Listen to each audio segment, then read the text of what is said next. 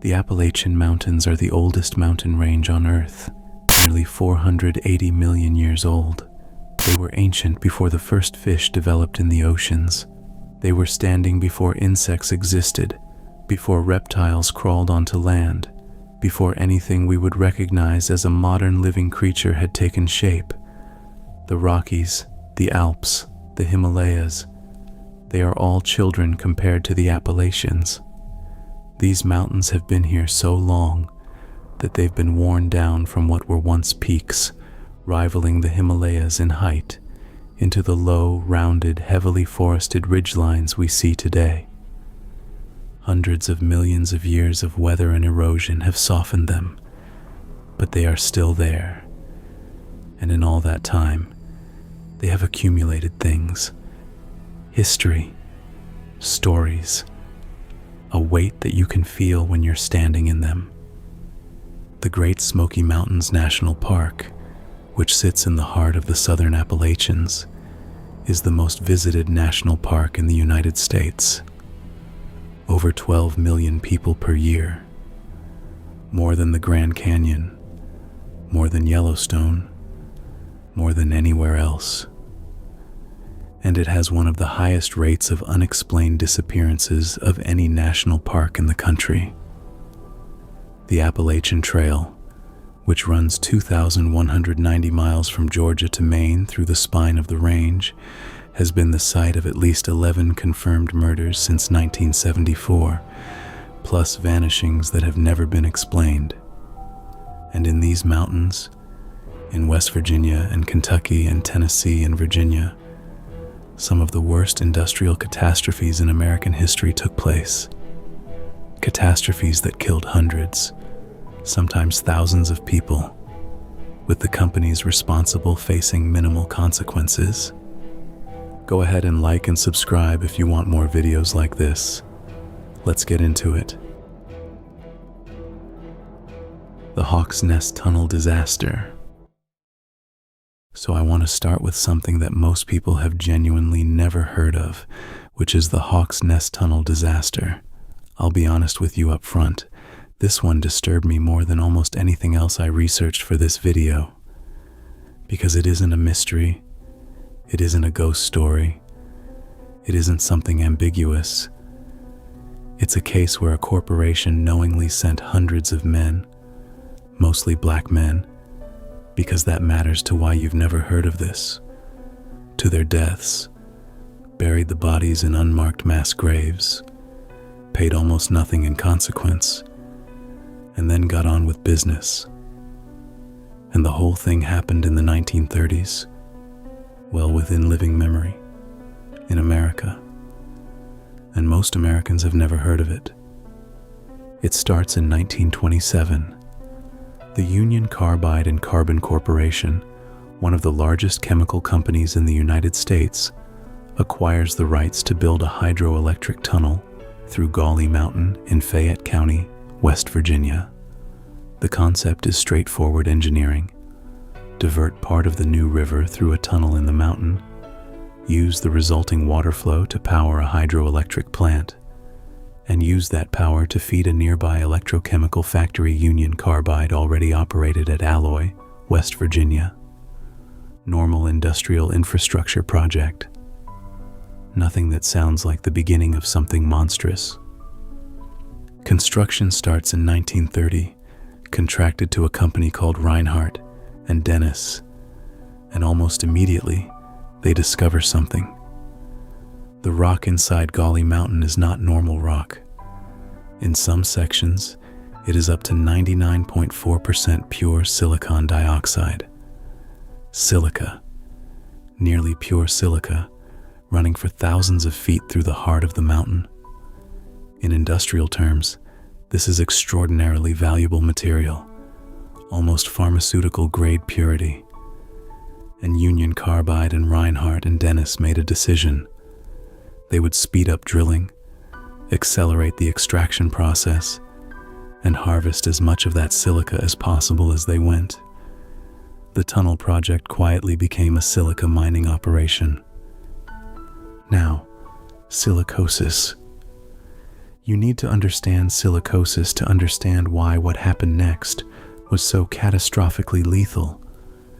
When fine particles of crystalline silica become airborne, as they do whenever you drill through silica-bearing rock, and a person breathes those particles in, the particles travel deep into the lung tissue, into the alveoli, the tiny air sacs at the ends of your bronchial passages, where oxygen exchange happens. Once there, they cannot be expelled. The body cannot process them. The immune system mounts a response, sending macrophages to attack the silica particles, but silica is chemically inert. The immune cells can't destroy it. Instead, they die. And as they die, they trigger an inflammatory response that causes scar tissue to form around the particles. This scar tissue is called fibrosis. Over time, the fibrosis expands. The lung tissue becomes stiff and inelastic, and the person's ability to breathe slowly, progressively, deteriorates. In its chronic form, this process takes years or decades. In its acute form, when exposure is intense enough, it can progress to fatal lung failure within months. The dangers of silica dust in enclosed spaces had been documented in medical literature since at least 1918. Silicosis in miners was not a new or obscure medical concept. The people running this operation knew what they were doing, and they knew what the consequences would be. They hired approximately 5,000 workers. Of those workers, an estimated 75 to 80% were black men recruited from the Deep South. Sharecroppers and tenant farmers from Georgia, Alabama, the Carolinas, Virginia, people who were desperately poor in the early years of the Great Depression, who were promised steady wages and regular work, and traveled north to take the jobs. And here's something that research has established clearly. Inside the tunnel, work was deliberately segregated in a way that put black workers in the most dangerous positions. White workers were more likely to receive surface assignments or work in areas with better ventilation. Black workers were concentrated in the deep drilling sections, where the silica content was highest and the air was worst. Inside the tunnel, the silica dust was so thick that workers sometimes literally could not see more than a few feet ahead of them. One survivor, when testifying before Congress later, described the air in the tunnel as resembling a blizzard, just white in every direction throughout entire shifts. The men drilled and worked in this for 8, 10, 12-hour shifts with no respiratory protection of any kind. No masks, no respirators, nothing. Workers began dying within months of the project starting. Not years, months. The acute silicosis developing in these men was progressing faster than most physicians in the area had ever seen, because the exposure levels were unlike anything they had encountered before. Men who had arrived healthy and able-bodied were wasting visibly, losing weight, developing persistent deep coughs, struggling to breathe with any exertion. A physician named L.R. Harless, who treated workers in the area, would later testify before Congress that he saw men who could barely walk, who were coughing up blood, dying, and that he understood immediately what was happening and what was causing it. When workers died, and they began dying in significant numbers through 1930 and 1931, the company's response was to dispose of the bodies as quickly and quietly as possible. A local farmer named Lee Heist was paid to allow burials on his property. Workers who died were buried in a field without grave markers, without their names recorded, and crucially, without their families being notified. Men who had come from Georgia and Alabama and the Carolinas to work for good wages simply stopped sending money home. Their families had no idea what had happened to them. The men had disappeared into the mountains. In 1932, the situation became public. largely through the work of journalists and labor organizers, and congressional hearings began. The testimony was extraordinary. Dr. Harless described hundreds of silicosis cases. A labor official described seeing men who had been diagnosed with silicosis still being kept on the job, still being sent underground, because the company needed the labor, and because the men, with no savings and no prospects, had nowhere else to go. A former worker testified about the deaths of co-workers, about the mass burials, about the conditions in the tunnel. The writers Philippa Allen and Muriel Rukeyser both visited the area and documented what they found. Rukeyser later wrote a long poem called The Book of the Dead, based on the testimonies and her reporting, which is one of the most devastating pieces of American documentary literature ever written. The official death toll established by the congressional investigation was approximately 764. But the investigators themselves, in their report, stated clearly that they believed this number was a significant undercount, that the actual number of deaths was likely much higher, because so many workers had left the area before dying, because so many deaths had not been reported, and because the record-keeping was so deliberately inadequate. Historians and epidemiologists who have studied the disaster in the decades since have estimated that the true death toll from silicosis caused by the Hawk's Nest project may be anywhere from 1,000 to 2,000 people. We will never have an accurate count. The records that would allow one were never kept, and some of those that did exist were lost or destroyed. Union Carbide and Reinhardt and Dennis settled civil lawsuits brought by some surviving workers and families out of court. The settlements were extraordinarily small. Reports from the era indicate that some families received as little as $30 to $80 in compensation. The executives who ran the project faced no criminal charges. No one went to prison. The tunnel was completed, put into service, and has operated continuously ever since. It still operates today. The field where workers were buried was eventually built over, and the graves were effectively lost. The reason most Americans don't know about the Hawk's Nest tunnel disaster is not complicated. The victims were mostly black men from the rural South, in an era when their deaths were not considered worthy of national attention. The corporation had resources, influence, and lawyers, and the event happened in a remote part of West Virginia, at a time when worker protection laws were minimal and corporate accountability was nearly non-existent. There was no structure in place that would have forced accountability, even if the public had known and cared. I think about this case a lot when I think about the Appalachians, about who gets to be remembered and who gets buried without a marker, because those men are still out there, somewhere under West Virginia soil, in a field that's been built over, without their names on anything. The Buffalo Creek Flood.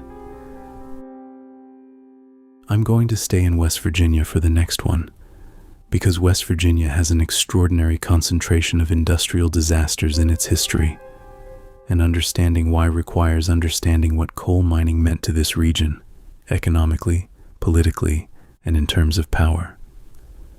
This is the Buffalo Creek Flood of 1972.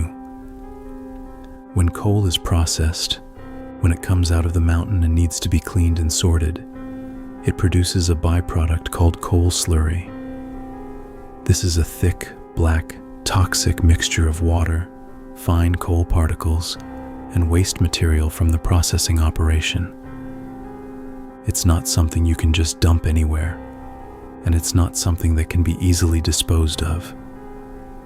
What coal companies in West Virginia did, and still do, is build impoundment dams up in the mountain hollows above their operations, and store the slurry in enormous artificial ponds behind those dams. And underneath the dams, in the valleys, sit the communities where the miners and their families live.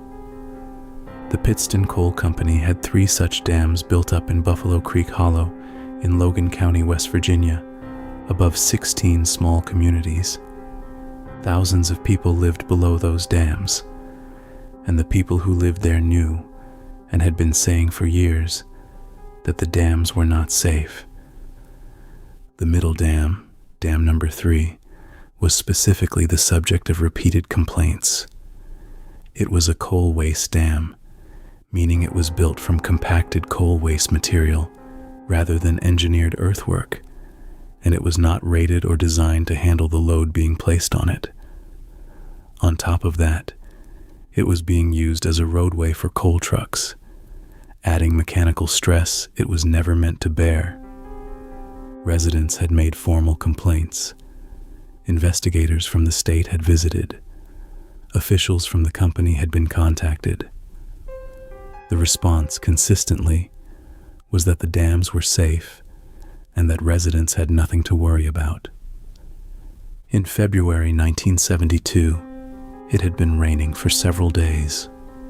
By February 25th, the coal slurry impoundment behind dam number 3 was at or near capacity. Pittston Coal's own officials were aware of this. According to subsequent legal testimony, the company had information that the impoundment was dangerously full and that the dams were under significant stress. At approximately 7 a.m. on February 26, 1972, dam number 3 began to fail. The middle dam gave way, releasing its stored slurry into the lower impoundment, which immediately overwhelmed dam number 2, which collapsed in turn, releasing everything upstream into the main hollow below. What came down Buffalo Creek was described by survivors as a wall of black water, 30 feet high, moving at speeds estimated at 30 miles per hour. Black slurry, coal waste, debris, torn apart structures, vehicles, trees, moving faster than a person could run. The communities in the hollow had almost no warning. Some people heard a roaring sound and had perhaps 30 seconds to react. Many didn't even have that. People who were still in bed were buried alive in their homes.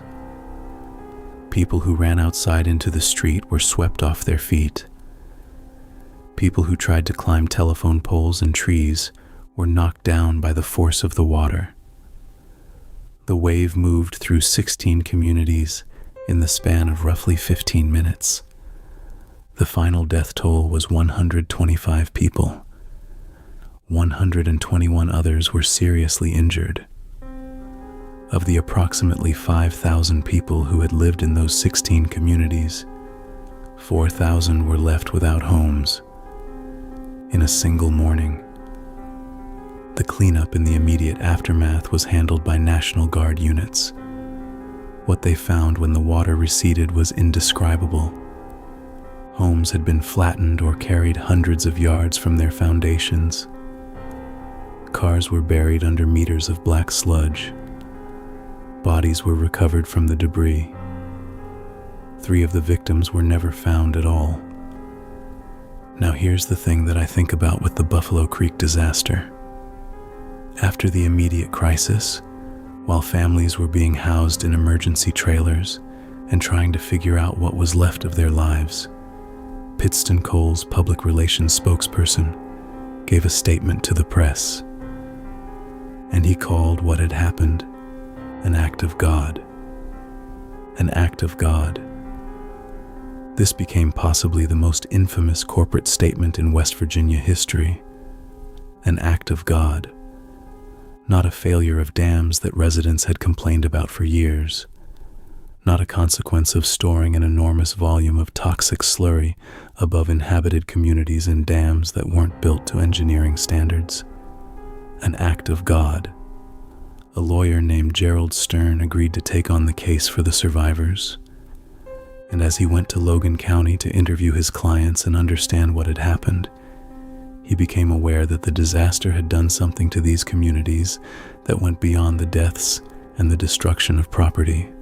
He brought in outside help to study it, including a sociologist named Kai Erickson from Yale University, who spent months in the Buffalo Creek area interviewing survivors. What Erickson found was so significant that it reshaped a field of academic study. He wrote a book about it called Everything in Its Path, published in 1976, and in it he introduced the concept of collective trauma, the idea that a community can be traumatized as a community, not just as a collection of individuals, and that this collective trauma can destroy the social bonds that hold a community together, even among people who survive the physical event without injury. What had happened in the Buffalo Creek communities was this. These were tightly knit Appalachian communities where people had lived for generations, where everyone knew everyone, where there were dense networks of extended family and neighbor relationships that formed the social fabric of daily life. The flood destroyed not just homes, but those relationships. It scattered people to emergency housing across Logan County, separated neighbors, broke up communities. Survivors told Erickson that they felt as though some essential part of themselves had been destroyed along with their houses. People who had been functional and stable their entire lives developed what we would now recognize as severe post-traumatic stress disorder. They couldn't sleep. They couldn't work. They had nightmares about the sound of the water. Children who had survived developed behavioral and psychological problems that their parents and teachers had no framework to understand. And perhaps most devastatingly, Erickson documented what he called the loss of communality, the sense among survivors that the protective web of community that had existed before the flood was gone and could not be rebuilt. People who had never experienced depression or anxiety in their lives found themselves unable to function. The damage was both visible and invisible, both physical and psychological, and it persisted for years and decades. Gerald Stern eventually won a settlement for the survivors in 1974. The amount was $13.5 million to be divided among thousands of claimants. Do the math. That works out to an average of roughly $5,900 per person for people who had lost absolutely everything: their homes, their communities, their neighbors, their sense of security, in many cases their health. Pittston Cole denied any wrongdoing. No executive faced criminal charges. The company continued to operate. The Battle of Blair Mountain and the Mine Wars. Okay, so let me tell you about something that happened in the summer of 1921 that is, by any objective measure, one of the most dramatic events in American domestic history, the Battle of Blair Mountain, which was the largest armed uprising on American soil since the Civil War. And I think the reason most Americans have never heard of it is itself a kind of historical horror. To understand Blair Mountain, you have to understand what the coal fields of southern West Virginia were in the early 20th century. Not just the economics of it, but the total system of control that coal companies had built. In most of the coal communities of Logan, Mingo, and McDowell counties, the coal company owned everything. I mean that literally. They owned the land the houses sat on. They owned the houses. They owned the stores. They owned the churches in some cases. Workers were paid not in U.S. currency, but in scrip, a company-issued token currency that could only be spent at the company store, which the company also owned, and where prices were set by the company. If you made $20 in scrip in a week and spent $19 of it at the company store on food and necessities, you had $1 left over, redeemable for actual currency only at a discount. The system was deliberately designed to prevent workers from accumulating savings, which would have given them the ability to leave or to withstand a strike. The United Mine Workers of America had been trying to organize in southern West Virginia for years, and the coal companies responded to this with violence that was effectively legal.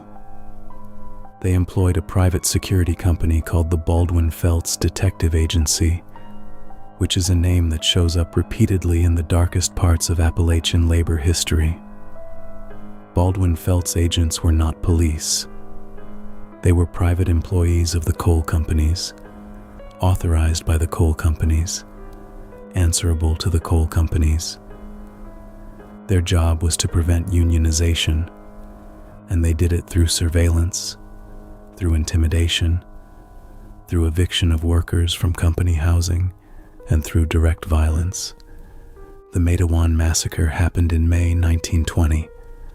A group of 13 Baldwin-Felts agents came to the small town of Matewan in Mingo County to serve eviction notices on the families of miners who had joined the UMWA. The local sheriff, Sid Hatfield, and yes, he was from the Hatfield family of the famous feud, refused to permit the evictions. He and the agents confronted each other in the street. The exact sequence of who drew first is disputed, and probably will always be. When the shooting stopped, 7 Baldwin-Felts agents were dead. 2 Matewan residents were dead. Albert Felts and Lee Felts, brothers, and 2 of the agency's principals, were among the dead. Hatfield became an immediate hero across the coal fields. He had stood up to the Baldwin-Felts agency. He had refused to let them evict miners' families. He was acquitted of all charges at trial because everyone in the area knew what the Baldwin-Felts agency was and what it did, and no jury of Mingo County citizens was going to convict him. And then in August 1921, Sid Hatfield was called to appear at a courthouse in Welch, McDowell County, on unrelated charges. He was unarmed. He was accompanied by his friend Ed Chambers. As they walked up the courthouse steps, they were shot and killed. The shooters were Baldwin-Felts agents. Witnesses were present. Photographs exist from the immediate aftermath, showing Hatfield lying dead on the courthouse steps. The Baldwin-Felts agents were arrested and tried. They were acquitted. In the mining communities across Logan and Mingo counties, the fury was overwhelming. Hatfield had been a symbol, a man who had stood up to the company men and won. Killing him on courthouse steps in broad daylight was a declaration. It said, "We can do anything to anyone and face no consequences." The miners began to organize, and what they organized was not a strike. It was an army. Over a period of days in late August 1921, miners began converging on a staging area at Lenz Creek in Kanawha County. They came from counties across southern West Virginia. By the time the march began in earnest, estimates suggest that between 10,000 and 20,000 armed men had assembled. Some estimates go higher. These men were not amateurs. A significant number were veterans of the World War, which had ended just 3 years earlier. They had military training, military discipline, and military equipment. They organized themselves into units with designated leaders. They had a clear objective: to march through Logan County, liberate the jailed Union organizers in Mingo County, and force the unionization of the non-union southern coal fields. On the other side, the Logan County Sheriff, Don Chaffin, was a man who was openly, unambiguously, on the payroll of the coal operators. He had assembled a force of approximately 3,000 men, deputies, private guards, Baldwin-Felts agents, hired guns from out of state, and had set up defensive positions along Blair Mountain, the primary ridge separating Kanawha County from Logan County. He had machine gun emplacements. He had artillery. And then the federal government arrived. President Warren Harding declared the situation a state of insurrection and ordered the deployment of United States Army troops. He also sent aircraft from the Army Air Service. The question of what the aircraft actually did is one of the more contested points in the historical record. What is established? Planes were present over the miners' positions. What is disputed? Whether those planes dropped anything on the miners. Some participant testimonies, some journalist accounts from the time, and some later historical research suggest that the planes dropped improvised explosive devices and possibly even leftover poison gas from the World War on the miners' positions. If true, this would make Blair Mountain the site of the first aerial bombing of American citizens by the United States government. Other historians argue the planes were used only for reconnaissance and to drop leaflets urging the miners to disperse. The documentary evidence is incomplete and contradictory, and the debate among historians continues. What is certain? The presence of overwhelming federal military force broke the march. The miners, faced with Army troops and the end of any realistic chance of success, began surrendering and dispersing. Over a period of several days, the march collapsed. Approximately 1,000 miners were arrested. They were charged with murder and treason against the state of West Virginia, and a smaller number were charged with treason against the United States. Most charges were eventually dropped or resulted in acquittals. A Union leader named Bill Blizzard, who had been one of the march's organizers, was tried for treason and acquitted. The Union movement in southern West Virginia was effectively crushed for over a decade. The Baldwin Felts Agency continued to operate. Don Chaffin kept his job. The coal companies continued to operate the company towns exactly as before. It would take the New Deal, specifically the National Industrial Recovery Act of 1933, and then the National Labor Relations Act of 1935, to finally give coal miners the legal right to organize without being shot and evicted. The Mine Wars, as this period is collectively called, represent a chapter of American history that most Americans are taught nothing about. And I think that's worth sitting with. The Sago Mine and Upper Big Branch. While I'm on the subject of mining disasters in the Appalachians, I want to talk about two more that are more recent enough that some of you watching this were alive when they happened and may remember them. The Sago Mine disaster happened on January 2, 2006, in Upshur County, West Virginia. The Sago Mine was a coal mine operated by the International Coal Group. At 6:26 in the morning, an explosion, later attributed to an ignition of accumulated methane gas, ripped through one of the mine's sections. 13 miners were trapped approximately 2 miles underground. The rescue effort that followed was one of the most agonizing events in West Virginia history, and what made it particularly brutal was what happened with the information. Rescue teams worked for hours trying to reach the trapped miners. Communication was difficult, and then, after roughly 11 hours, word began to circulate that the miners had been found alive, all 13. The message apparently originated from a misunderstanding of a radio communication between rescue teams and the surface.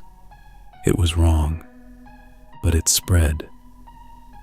By the time anyone on the official side realized the error and tried to correct it, family members had been celebrating for hours.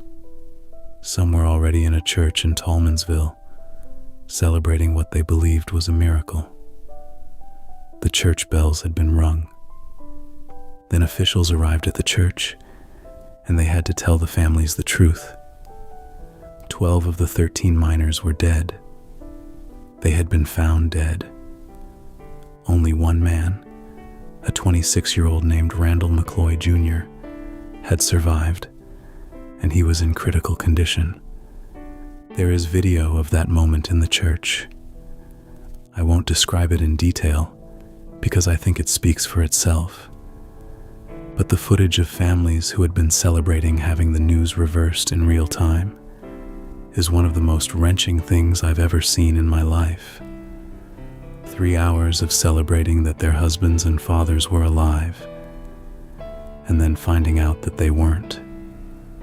The only thing worse than hearing that someone you love has died is being told they're alive, celebrating it, and then finding out it was a mistake. Randall McCloy Jr. survived because the men who were still alive had built a makeshift barricade and huddled behind it. He was brought to the surface and hospitalized in critical condition. He eventually recovered. He was the only one. Then 4 years later, Upper Big Branch, April 5th, 2010, Montcole, Raleigh County, West Virginia, Massey Energy's Upper Big Branch mine. An explosion, later determined to be caused by an ignition of accumulated methane, with the explosion propagating through coal dust, killed 29 miners. 29. It was the deadliest mine disaster in the United States since 1970, 40 years earlier. Massey Energy and its CEO, Don Blankenship, had a history with mine safety that defied description. In the year leading up to the disaster, the Upper Big Branch mine had received over 600 safety violations from federal inspectors. 600. Massey Energy's standard practice was to contest every violation, to tie them up in administrative proceedings rather than fix the underlying problems, because the legal costs of contesting violations were less than the costs of actually improving safety. This was documented, deliberate policy. After the disaster, the investigation established that the explosion was caused by a combination of methane accumulation from inadequate ventilation and a coal dust fueling effect from inadequate rock dusting, both of which were direct results of known, cited safety violations that had not been fixed. 29 men died because a company had calculated that it was cheaper to fight safety citations than to comply with them. Don Blankenship was eventually prosecuted. He was convicted in 2015 of a single misdemeanor charge, conspiracy to willfully violate mine safety standards. He served 12 months in federal prison. After being released, he ran for the United States Senate from West Virginia in 2018. He lost the primary. 29 people. 1 misdemeanor. 12 months. Dennis Martin. I want to shift completely now, away from the industrial and political horror, into something with a very different quality, something that doesn't have the cold logic of corporate negligence or political violence, something that feels fundamentally inexplicable. Because I think the most disturbing disappearances are the ones that happen in the absence of any rational framework that could explain them. This is the case of Dennis Martin. June 14th, 1969, Father's Day weekend. The Martin family is camping near Spence Field in the Great Smoky Mountains National Park, in an area of high meadow on the Tennessee-North Carolina border. It's a broad, open area, not a remote, inaccessible backcountry location. It's a popular camping spot. Dennis Martin is 6 years old. He's there with his father, William, his grandfather, Clyde, his older brother, Doug, and other family members and family friends. The boys have come up with a game. They're going to split up, sneak around through the trees, and jump out to surprise the adults from different directions. A classic hide-and-seek variation. The other boys go one way. Dennis, going his own direction, steps off the trail into the tree line to the south of the campsite. The other children emerge and surprise the adults. Everyone laughs. They wait for Dennis. Dennis doesn't come out. He had been visible one moment, walking into the trees, and then he simply wasn't visible anymore. His father called for him immediately. No answer. Within minutes, the entire family was searching the immediate area. Within the hour, they had alerted park rangers. What followed was one of the most extensive search and rescue operations in the history of the National Park Service. The Park Service deployed search teams. The state of Tennessee sent help. The United States Army sent soldiers, including Green Beret teams from Fort Bragg, North Carolina, specifically because they were trained in tracking and wilderness survival and search techniques. The FBI was notified and became involved. At its peak, the search involved over 1,400 people covering the terrain around Spence Field in systematic grids. They found nothing. Not a shoe, not a sock, not a button, not a thread of clothing, not a footprint outside the immediate area where he'd been seen, not a hair, nothing. A 6-year-old boy walked into the trees of the Great Smoky Mountains on a clear June afternoon while his family was feet away and left absolutely no trace of any kind. Now here is what has haunted this case for over 50 years. On the same afternoon, within what investigators believe was a very similar time window to when Dennis disappeared, a man named Harold Key was hiking with his family on a trail in the same area of the park, not far from Spence Field. Harold Key was a credible witness. He wasn't someone reporting a strange sighting weeks later. He reported this to park officials relatively quickly after the search began. What Harold Key described was this. Something came crashing and moving through the brush on the side of the trail he was on, moving quickly through the underbrush parallel to his path. He described it as a large, dark, shaggy figure. He described it as carrying something large over its shoulder or against its body, something that, in his account, appeared to be limp. He said it was moving in a way that suggested it wanted to move fast and not be seen, but couldn't move with total silence. It went through the brush and was gone. Harold Key reported this to authorities. The report was taken seriously initially, but as the weeks went by and the search found nothing and the leads dried up, it became one of hundreds of things that had been checked and led nowhere. The search was eventually called off. Dennis Martin was never found. No remains, no clothing, no evidence of any kind, ever, in over 50 years of the family's continued searching and repeated independent searches. He would be in his early 60s if he were alive today. And I want to add something here, because I think it adds context to how genuinely strange the Great Smoky Mountains disappearance record is. Trenny Gibson, October 1976. 7 years after Dennis Martin disappeared.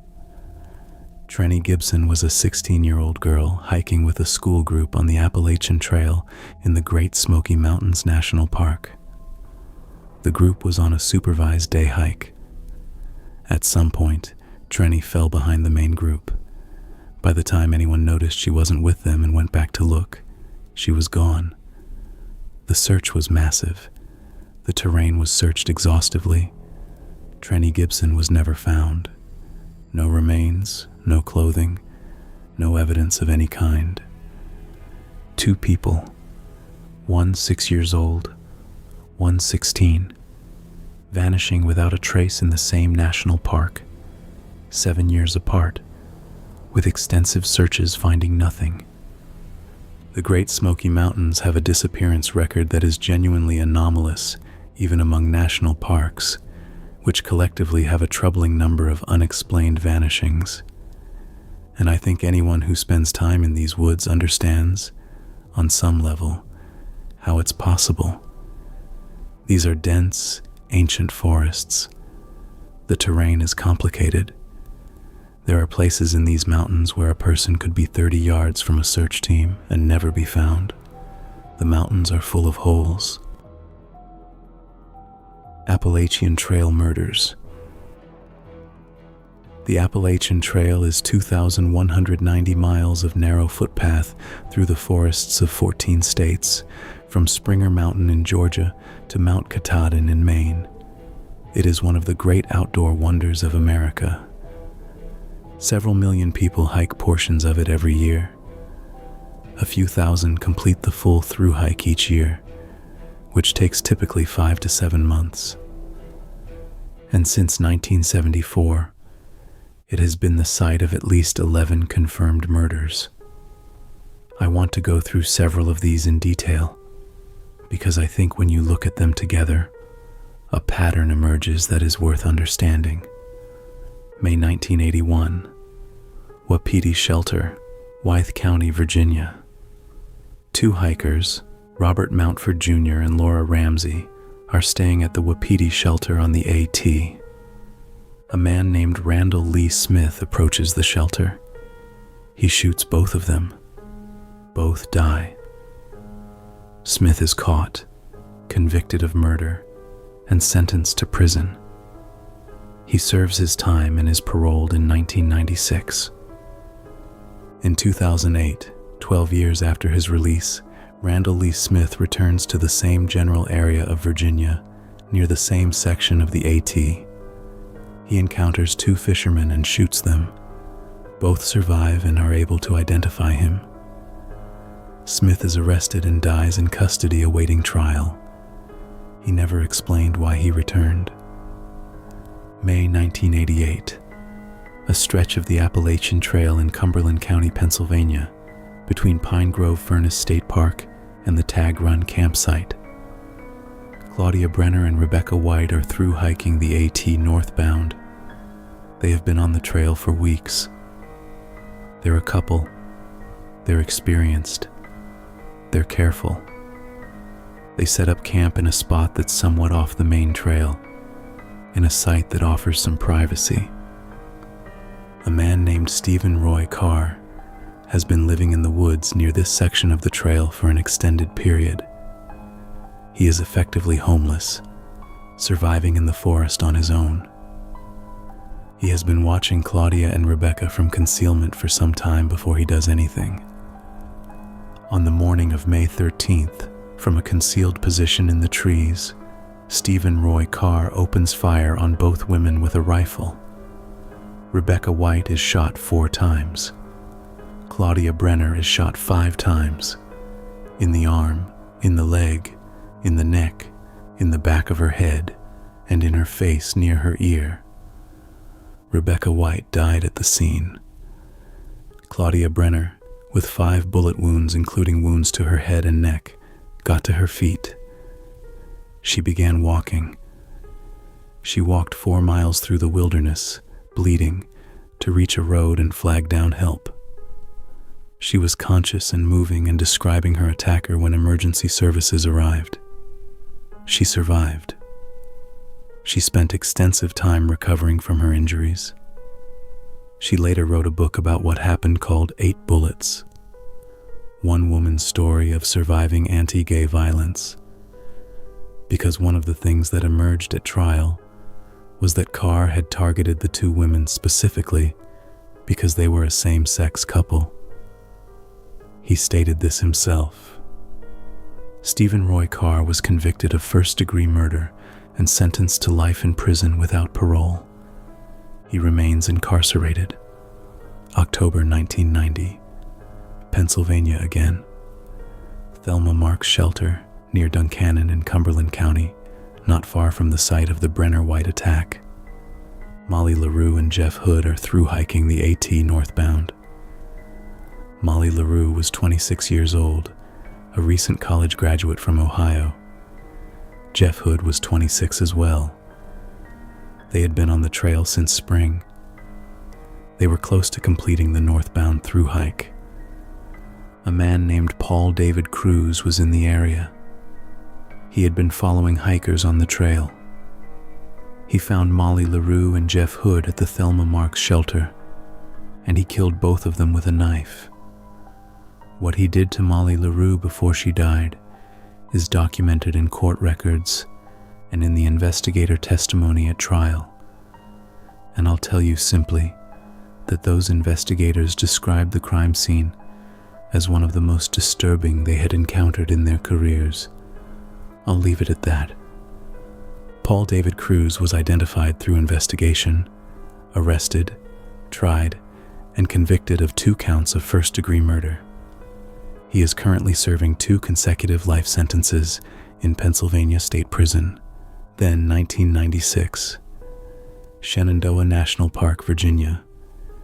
Julie Williams, 24, and Lolly Winans, 26, are backcountry camping in a remote area of Shenandoah. They're experienced outdoors people. They're found at their campsite on May 30th. Both have been killed. The camp is found largely undisturbed except for the violence done to the 2 women. A man named Darrell David Rice was eventually identified as a suspect and charged with the murders. But the prosecution's case had significant evidentiary problems, and in 2004, the charges were dropped. The murders of Julie Williams and Lolly Winans have never been solved. Nobody has ever been convicted. The case is officially open. What I want you to take from these cases, collectively, is the specific vulnerability that the AT creates.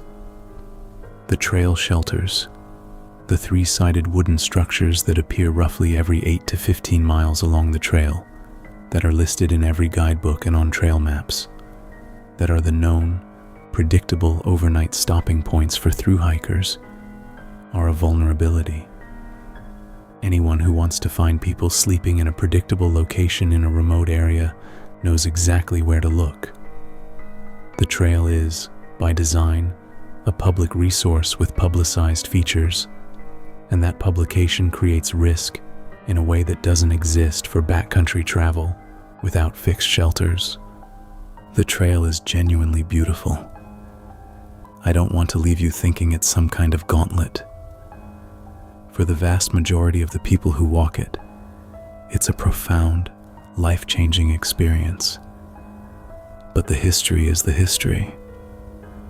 And 11 confirmed murders since 1974 is a number worth knowing. Thelma Pauline Melton. There is a disappearance on the Appalachian Trail that is specifically famous among people who study trail disappearances and among thru-hiking communities. It's known not because of violence, but because of complete, absolute inexplicability. This is the disappearance of Thelma Pauline Melton.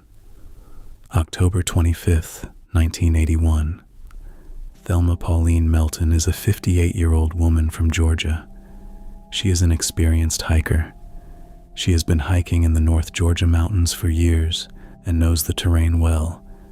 She is fit and capable. On this day, she is hiking with 2 friends on the Appalachian Trail near Neal Gap, in the Blood Mountain Wilderness area of the Chattahoochee National Forest. This is not remote terrain. This section of the AT near Neal Gap is one of the more heavily traveled sections in Georgia.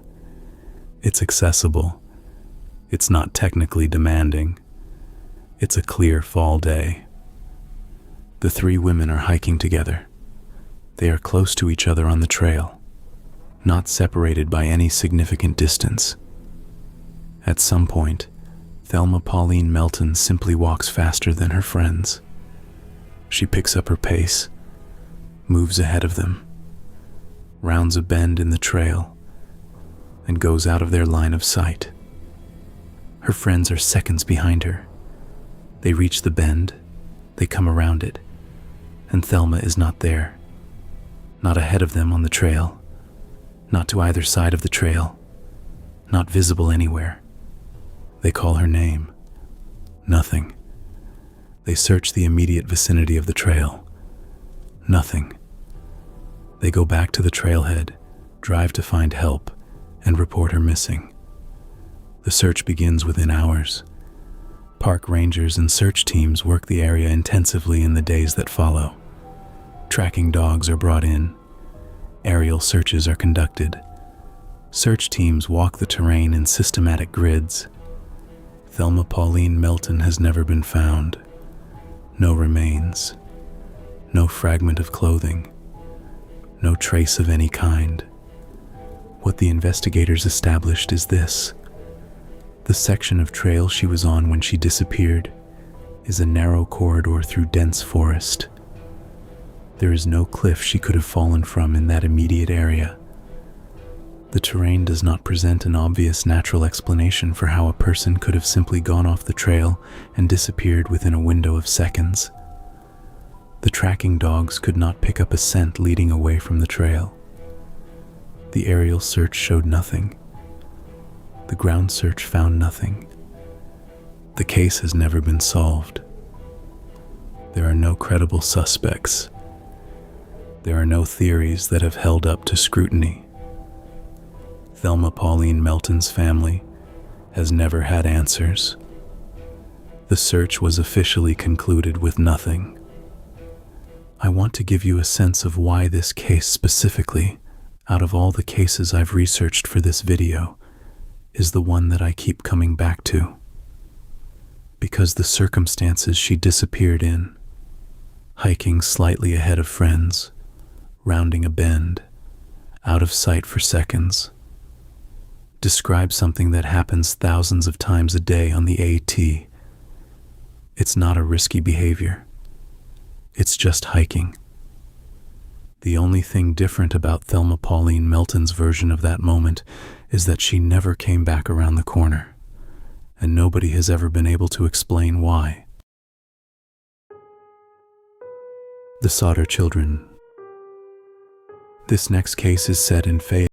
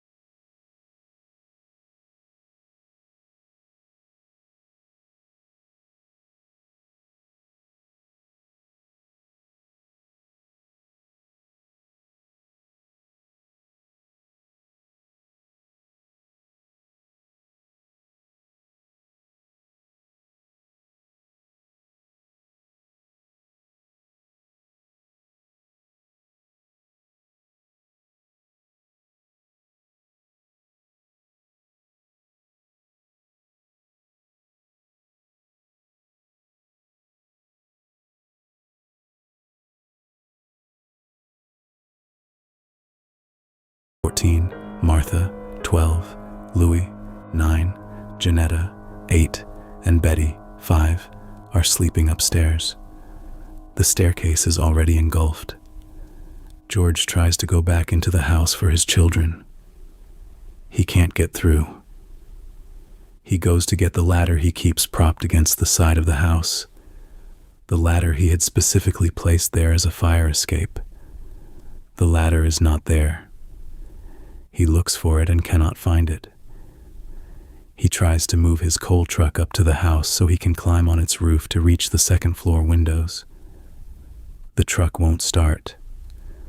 It has been running without problems. On Christmas Eve night, it won't start. He tries to flag down passing cars. One passes without stopping. He runs to a neighbor's house. By the time the fire department arrives, which takes over an hour, which the local fire chief would later have difficulty explaining given that the station was not far away, the house is completely gone. The ruins are searched as soon as they cool. And here is where the tragedy becomes something different.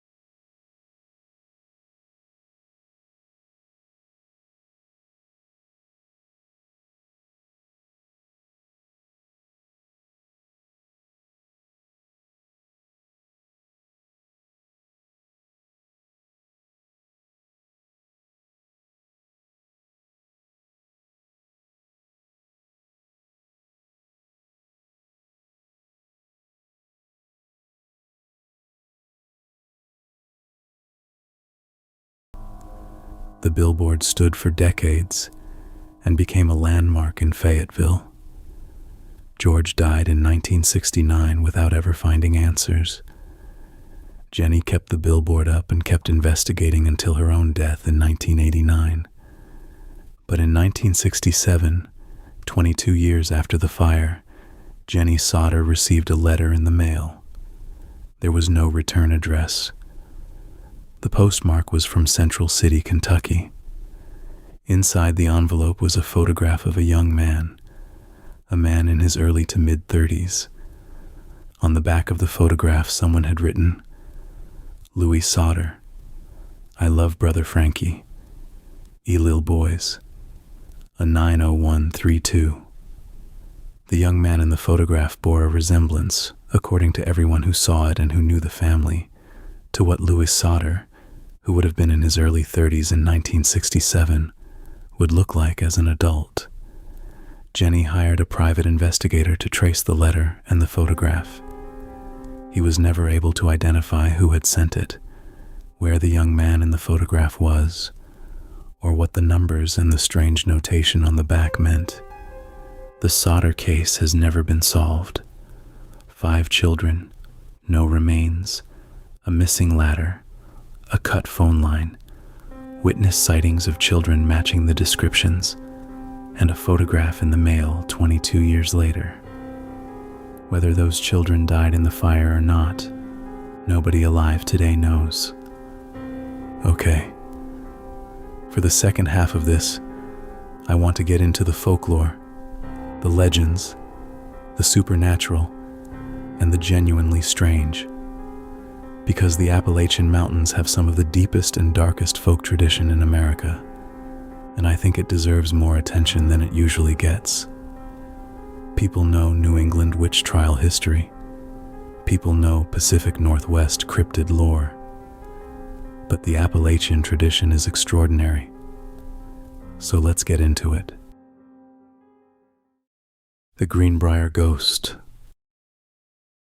I want to start with something that sits right on the boundary between documented history and the supernatural. Because whatever you believe about ghosts, what happened in Greenbrier County, West Virginia in 1897 resulted in a real murder conviction, and the circumstances of that conviction are unlike anything else in American legal history. This is the story of Zona Heaster Shue. Zona Heaster was a young woman in her mid-20s living in Greenbrier County, West Virginia. In 1896, she met and married a man named Erasmus Stribling Trout Shue, who went by Edward. Before he had come to the Greenbrier area, Erasmus Shue had been married at least once before, possibly twice. His previous wife or wives had died under circumstances that, in retrospect, raised questions nobody was asking at the time. But in 1896, nobody in Greenbrier County knew much about Erasmus Shue's history. On January 23, 1897, a young boy named Andy Jones, who had been sent to the Shue house on an errand, found Zona's body. She was lying at the foot of the staircase. She was dead. Andy ran to get help. The local physician, Dr. George Knapp, was called to examine the body. And here is where things start to go wrong in ways that will matter enormously later. When Dr. Knapp arrived, Erasmus Shue had already dressed Zona's body in a high-collared dress, with a stiff collar and a scarf tied around her throat. He was holding her, cradling her head and upper body, visibly distraught.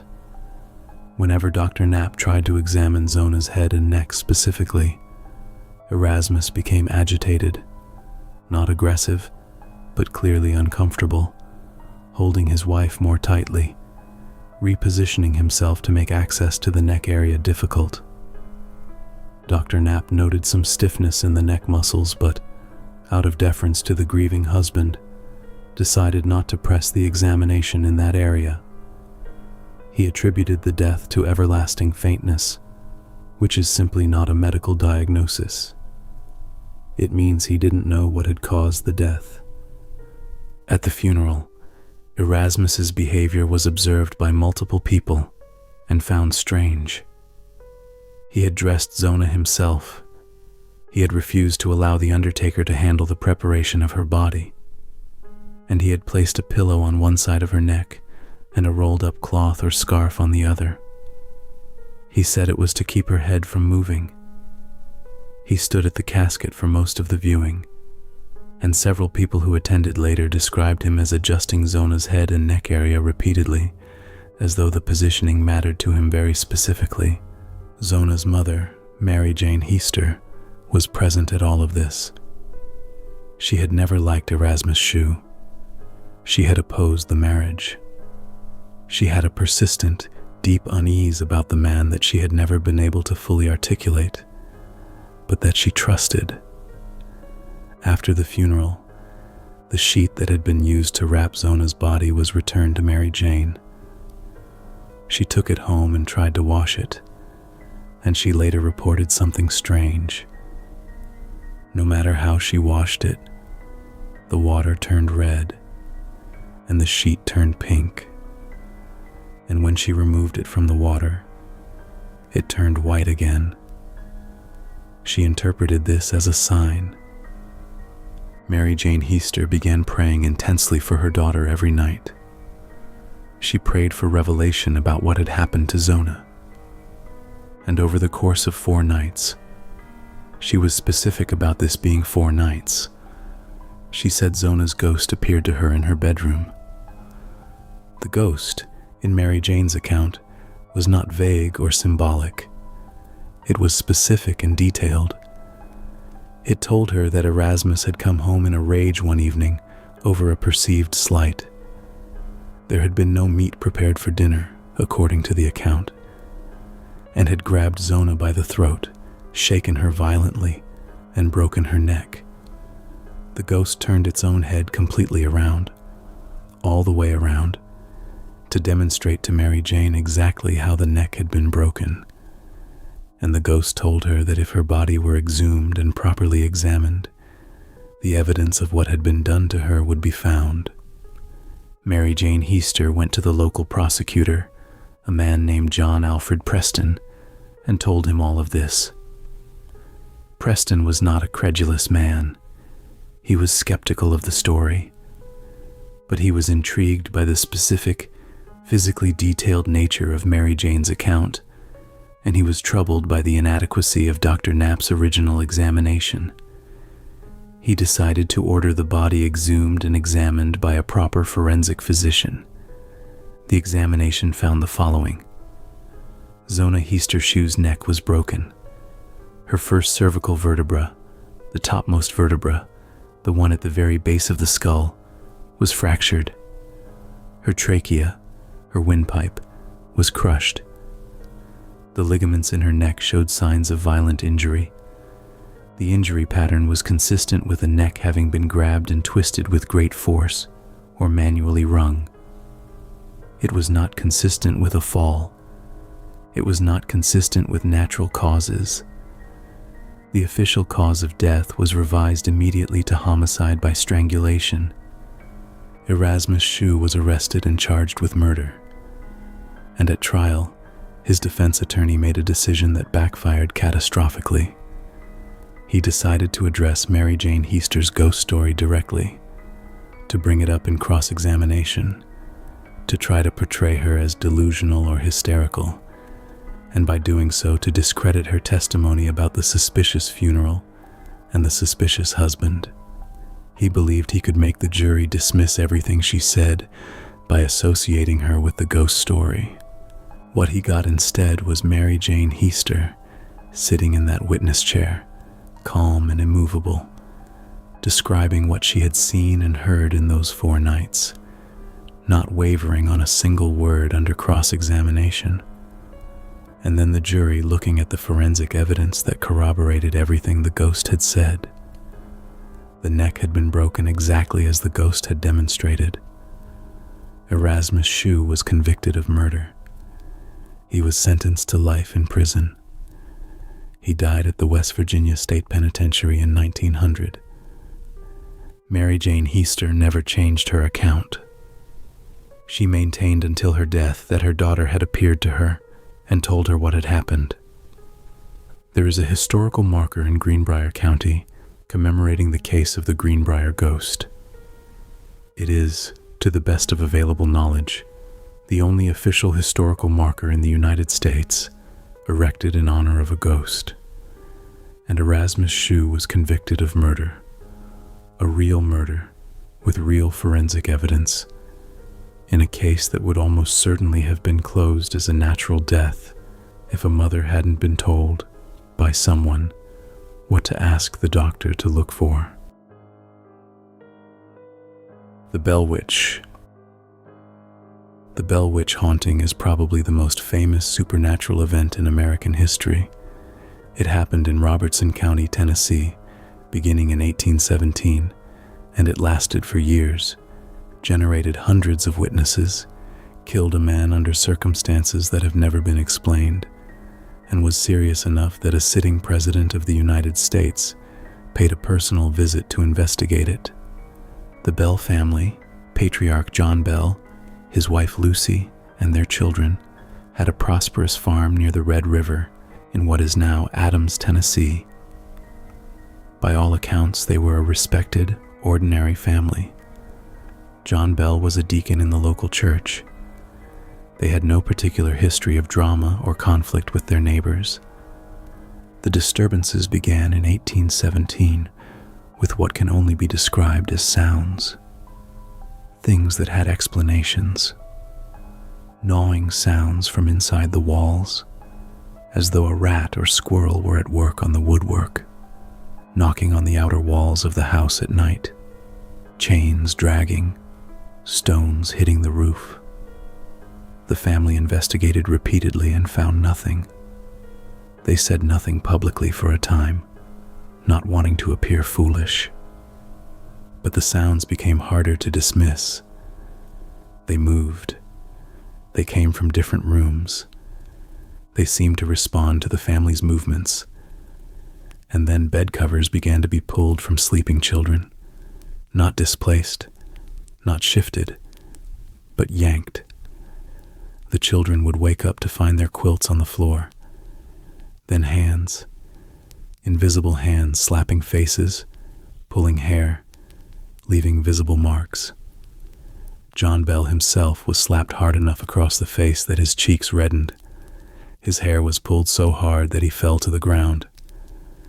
Betsy Bell, his daughter, was struck, pinched, and tormented with what appeared to be particular intensity. She had welts. She had bruises. The family began to confide in neighbors, and neighbors came to witness. And here is when the thing, whatever it was, began to speak. Initially, it was so faint that visitors had to press their ears to the walls to hear anything, and what they heard was described as a whispered voice, mouthing words inaudibly, occasionally something that sounded like a hymn being sung very softly, a specific hymn. And then, gradually, month by month, the voice grew stronger. By 1820, it was fully audible to everyone in the room. Visitors came from all over Robertson County and from neighboring counties to hear it speak, because word had spread widely by that point. What it said was, in some ways, the most disturbing part. It was extraordinarily knowledgeable about Scripture. It could quote chapter and verse with perfect accuracy, could engage in detailed theological discussion, could recite lengthy biblical passages without error. It knew things about people it had no apparent way of knowing, details about events happening at distant locations, things that visitors had said or done in private before coming to the Bell farm. It claimed at different times to be different things. A witch. The spirit of an early settler disturbed from its grave. A Native American spirit. An entity called Black Dog. It was inconsistent in what it claimed to be, and when pressed it often deflected or gave contradictory answers. But some things were remarkably consistent. Its attitude toward different members of the family was fixed and unwavering. It seemed to despise John Bell with a focused, specific personal hatred. Everything it did to John Bell was malicious. The slapping, the hair pulling, his progressive physical deterioration, which began around this time and which local physicians could not diagnose or treat. John Bell began having episodes where his jaw would stiffen and he would be unable to eat or speak for extended periods. He lost weight. He became increasingly unwell over the course of several years. In contrast, it seemed to genuinely like Lucy Bell. It brought her fruit that appeared out of nowhere, that witnesses saw materialize. It sang to her. When Lucy was ill, it expressed what appeared to be concern. It seemed almost protective of her. General Andrew Jackson visited the Bell farm, likely in 1820. Jackson was at this point already a national figure. He was a war hero. He would be elected president in 1828. And he was a known skeptic who had reportedly heard about the Bell disturbances and traveled to Robertson County specifically to debunk them. What happened during his visit has been described in various accounts, none of them firsthand, and the details vary. What all accounts agree on is that Jackson did not debunk anything, that his visit was disturbing to him personally, and that he left much sooner than he had planned. He reportedly told people afterward that he had never been more frightened in his life, and that he would rather fight the entire British Army than spend another night on the Bell property. On December 20th, 1820, John Bell was found unconscious in his bed by members of the family. He could not be roused. A small vial of dark liquid was found near him that had not been in his room before. No one in the family knew where it had come from or what it contained. The family gave some of the liquid to the household cat. The cat died within minutes. John Bell died that day. The entity reportedly laughed when told of John Bell's death. It sang a celebratory song. It told the family that it had visited John the night before, and that the substance in the vial was something it had given him. What killed John Bell is not known. There was no autopsy in the modern sense. The vial's contents were never analyzed in any reliable way. He deteriorated over several years and died on a morning when an unexplained liquid was found near him, and something in the house celebrated. After John Bell's death, the disturbances gradually subsided and eventually stopped. The entity had promised, at various points, to return. According to some accounts, it did return briefly some years later and interacted with John Bell Jr., one of the sons, before departing. The Bell Witch Cave, located on the original Bell Farm property near Adams, Tennessee, has been a site of reported strange occurrences for 2 centuries. The current owners have operated it as a tourist attraction. People who visit report experiences there. Whether any of that is real or suggestion is impossible to say. But Adams, Tennessee knows what it has, and it hasn't let go of it. The Flatwoods Monster. September 12th, 1952. Flatwoods, West Virginia, a town in Braxton County. The evening starts simply enough. A group of boys, brothers Edward and Fred May, and their friend Tommy Heyer, are playing outside when they see a bright object cross the sky and appear to come down on a hillside on a farm owned by a man named G. Bailey Fisher. They don't think it's a meteor because it doesn't streak and vanish. It seems to slow and descend. They go to find an adult. They bring Kathleen May, the boy's mother. She brings a flashlight. Jean Lemon, a 17-year-old National Guardsman who is a friend of the family, comes along. A few more neighborhood kids join. They go up the hill in the dark, toward where they thought they saw the object come down. As they come through a line of trees and into the open area of the hilltop, Jean Lemon shines his flashlight across the field. The beam hits something. He stumbles backward. Several of the people behind him collide with him. What the group reported seeing, independently, consistently, for decades afterward. These are not people who recanted. These are people who gave the same account for the rest of their lives. Was a creature approximately 10 feet in height, with a body that appeared dark and almost metallic or textured, and a head that was described variously as spade-shaped, hooded, or ace of spades in profile, with a bright red face and large bright orange or green glowing eyes. The lower portion of the creature was described by several witnesses as skirt-like or flowing, and the creature appeared to float or hover slightly above the ground rather than standing on legs. When the flashlight hit it, it hissed, a mechanical-sounding hiss, according to some accounts, and it began moving toward the group. They ran. Everyone ran. Kathleen May said she looked back once as they fled, and whatever it was coming through the field behind them. Within the following day or two, something else was happening to the group. Multiple members were sick. Nausea, severe throat irritation, burning in the eyes and on exposed skin. A sensation in the throat described as similar to being in a room full of heavy chemical fumes.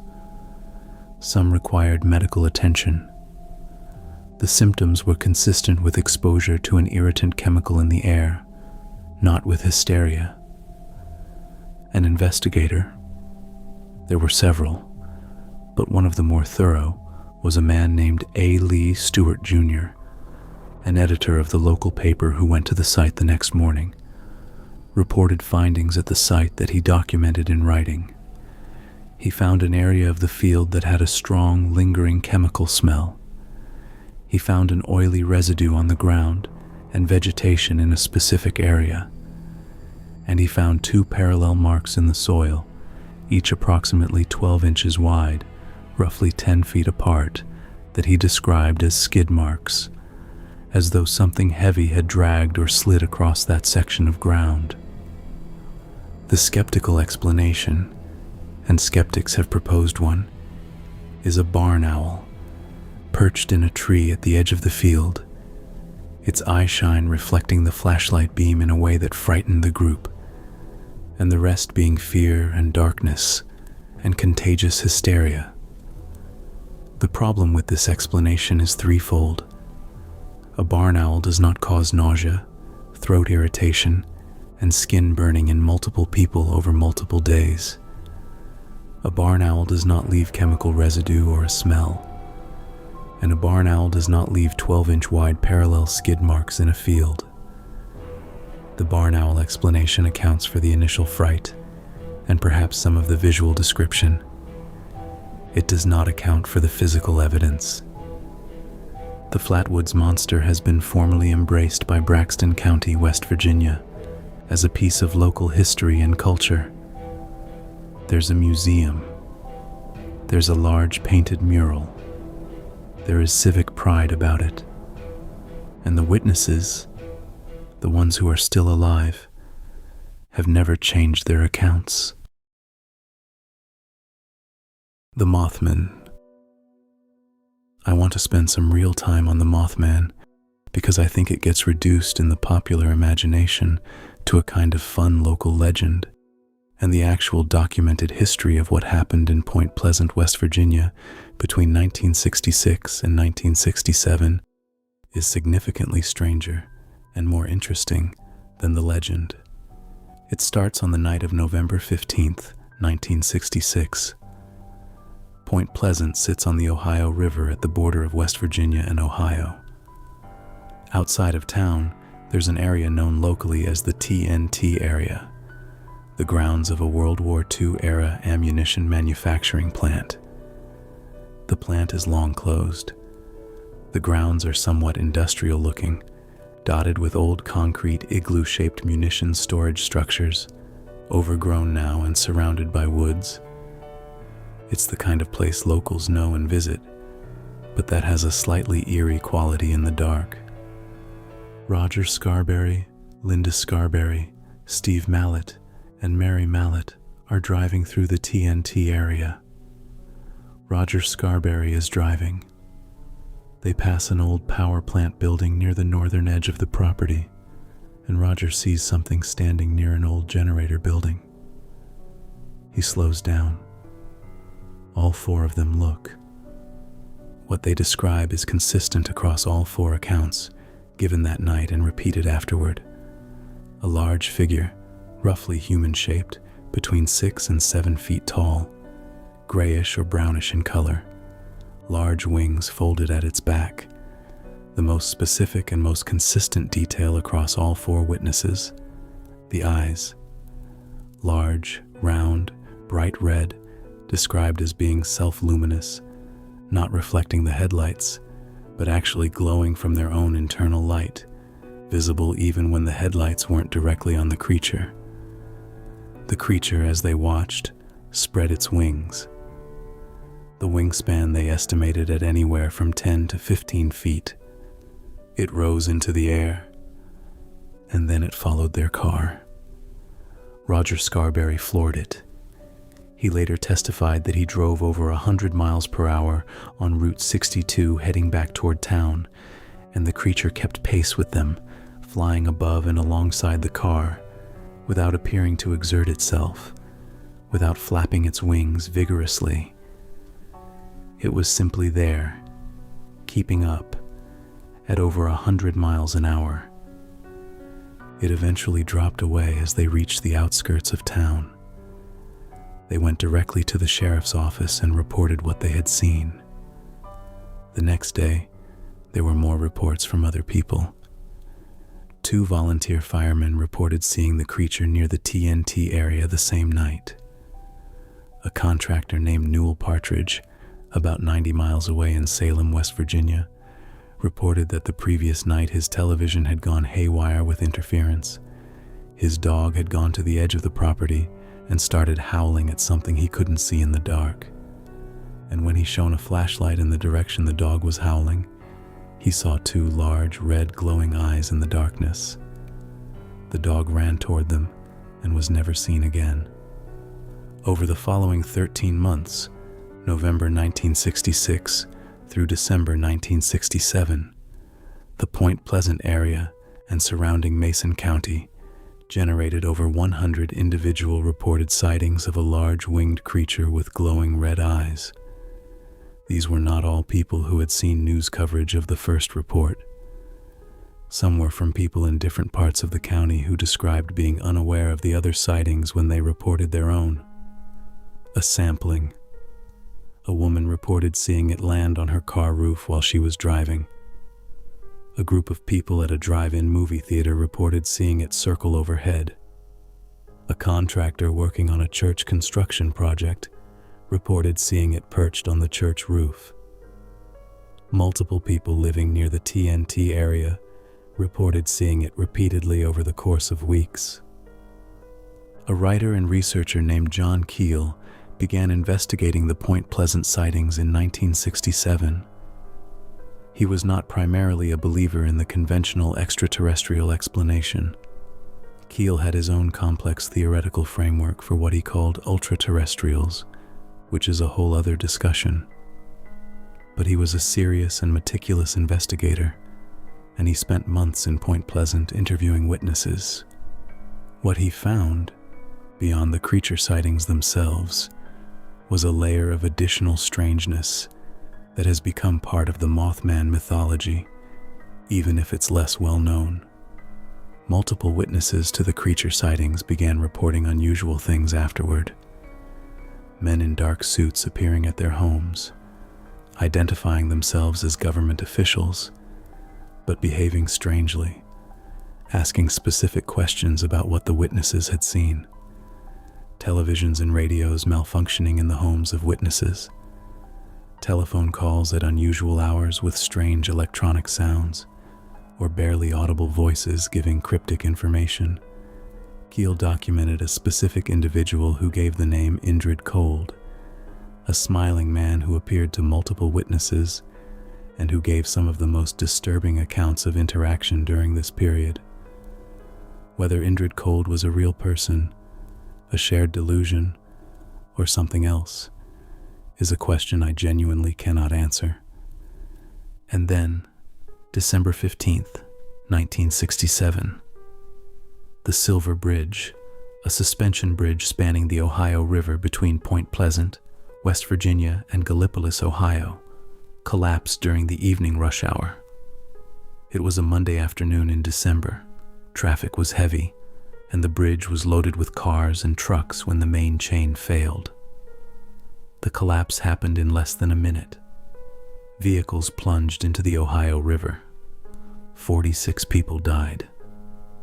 It remains one of the deadliest bridge disasters in American history.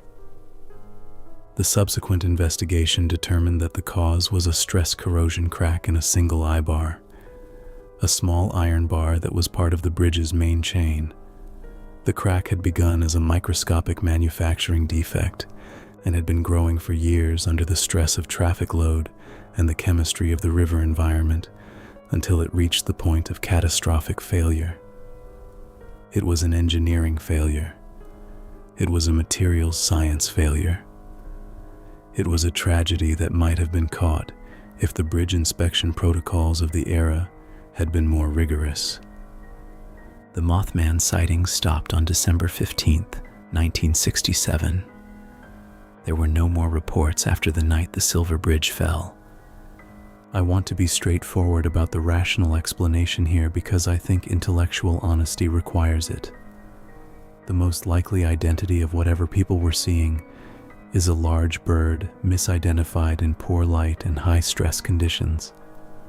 A sandhill crane has a wingspan of up to 7 feet and was not commonly seen in West Virginia in the 1960s. Most residents wouldn't have recognized it. A great horned owl can look extraordinarily large and disturbing at close range in darkness.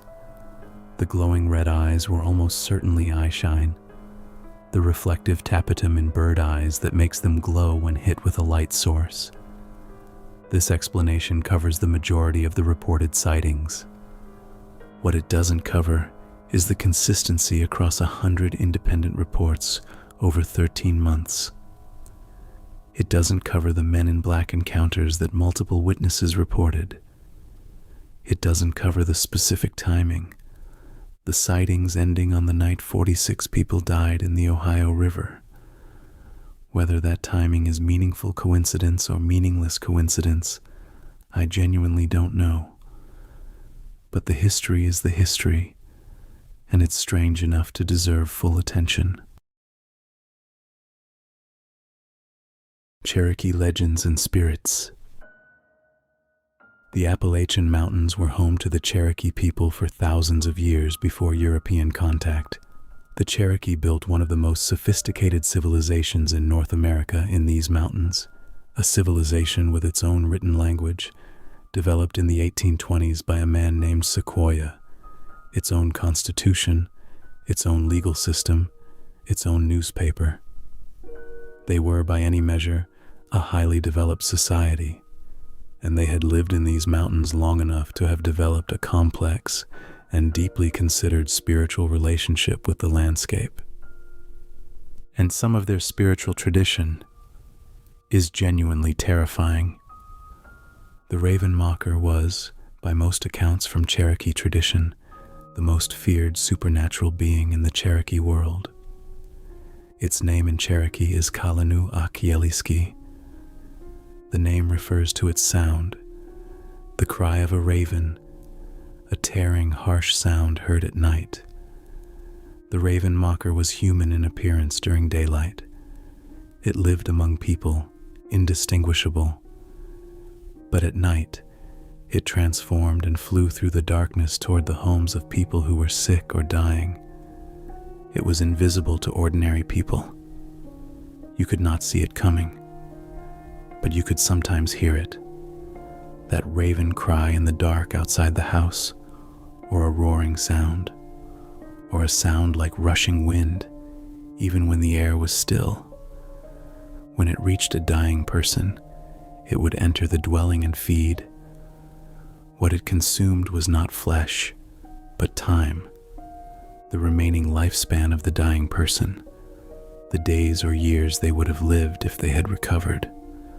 For every hour of life it stole, the Raven Mocker lived that much longer. The deeply disturbing aspect of the Raven Mocker in Cherokee belief is its invisibility to normal perception. You couldn't guard against it because you couldn't see it. Only a medicine man, a Didanieski, could perceive a Raven Mocker's true form and had the spiritual authority and knowledge to drive it away.